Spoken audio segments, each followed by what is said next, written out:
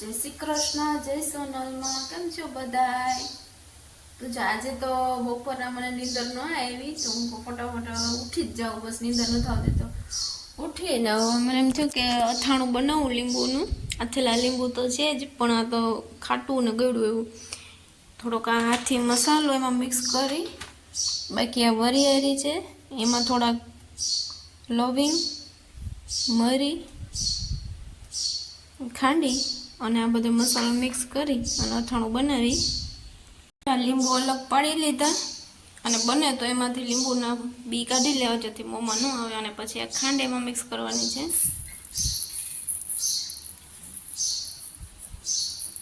જેથી ખટ મીઠું થાય। અને હવે આ તેલ ગરમ કરવા મૂકીએ। ગરમ થઈ ગયું। હવે આ તેલમાં હિંગ થોડી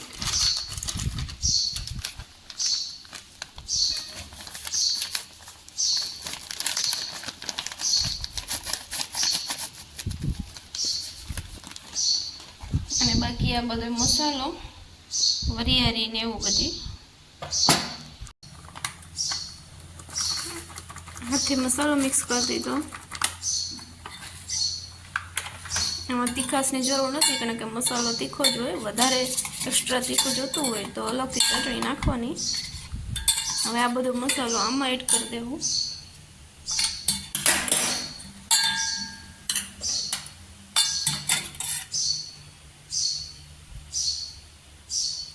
तो जो आ બધું મિક્સ થઈ ગયું અથાણું કાચની બોટલમાં ભરી લઈ છે અથાણું। હવે 2-3 દિવસમાં ખાંડ ઓગળે એટલે તૈયાર ખાધા જેવું થઈ ગયું। આવી ગયા છે 7:15 7:30 જેવું થઈ ગયું અને આજે છે 11 એટલે કે મારો ઉપવાસ છે। તો જો બનાવું છું હું કેળાની વેફર। હજી તો એક કેળાની વેફર બનાવી।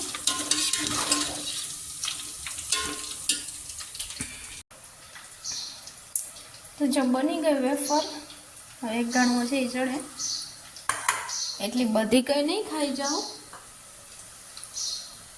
मूकी दे काले नास्ता माटे। The next day अहींया सुमित ने जेनिस बे रमे आड़ो मारा पगमां मार दे तू नो पड़े बोटल पाड़वानुं रमे पड़े कोई दी आज बोटल पाड़ दे।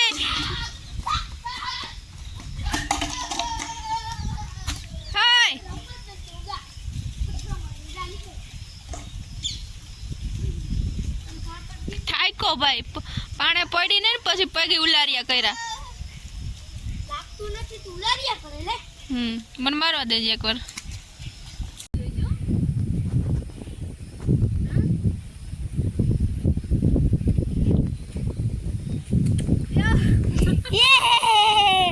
પોપટ પોપટ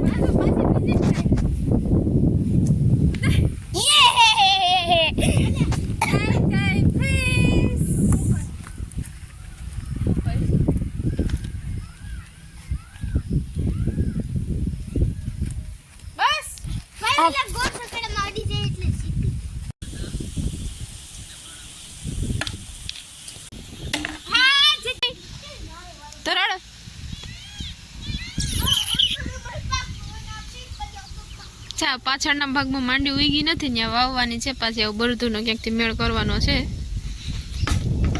કારણ કે આમાં હાથી હાલે એમ નથી હજી લીલું છે